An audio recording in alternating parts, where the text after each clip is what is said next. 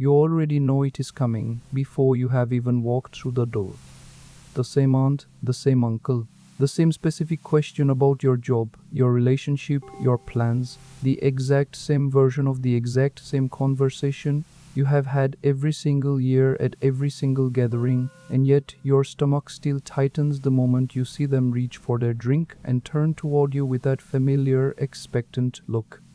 It is such a small thing, a question asked casually, usually with genuine warmth behind it, and still for days beforehand, some part of you has been quietly bracing for it, as though it were something considerably larger and considerably more dangerous than a relative simply making conversation. Carl Jung had a genuine explanation for why one small repeated question can carry this much weight. Jung believed that family gatherings activate old, deeply established roles far more powerfully than almost any other setting in adult life. Because the people present have known you the longest, and their questions, however casually asked, often carry the accumulated weight of every previous year's version of the same exchange. The dreaded question rarely feels threatening because of its actual content. It feels threatening because it functions as a kind of annual scorecard, an unspoken measurement against everyone else's visible progress, delivered by people whose opinion, whether you consciously want it to or not, still carries real emotional weight from your earliest years. This explains why the dread beads for days beforehand rather than only appearing in the actual moment, since what you are really bracing for is not one specific question. It is the return of an old family role, the version of you measured and discussed and compared against expectations, a role that can feel considerably smaller and considerably less complete than the actual full adult life you are genuinely living the rest of the year, outside this particular room, with these particular people. Here is what actually helps, and it starts before you ever walk in the door. Prepare in advance a short, genuinely comfortable answer to the specific question you know is coming. Something brief, true, and delivered without excessive detail or defensiveness, rehearsed calmly ahead of time rather than improvised under pressure in the actual moment.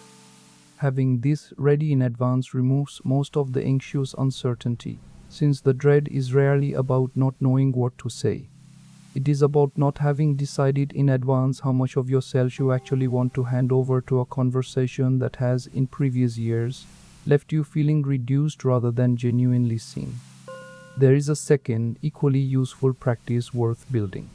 It helps to consciously decide, before the gathering even begins, how much of this particular conversation you are actually willing to have, and to have a warm, simple way of redirecting once you have reached that limit, a genuine compliment to the other person, a question turned back toward them, a plain and pleasant, "That is about all I have to share right now, tell me about you instead."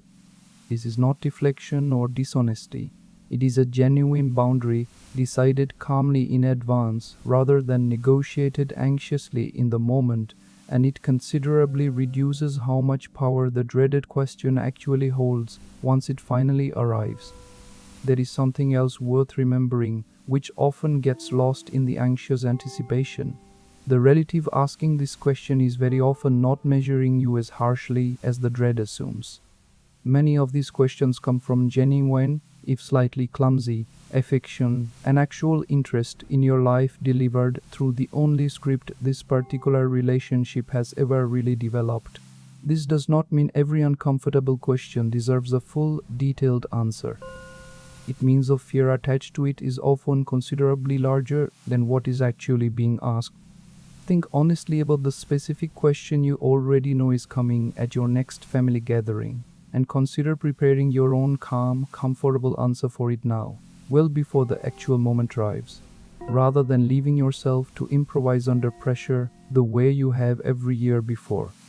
Right below the single word for the question you dread most, naming it clearly and preparing your own brief, honest answer in advance, is the real and practical way this particular dread stops quietly ruining the days leading up to every single gathering.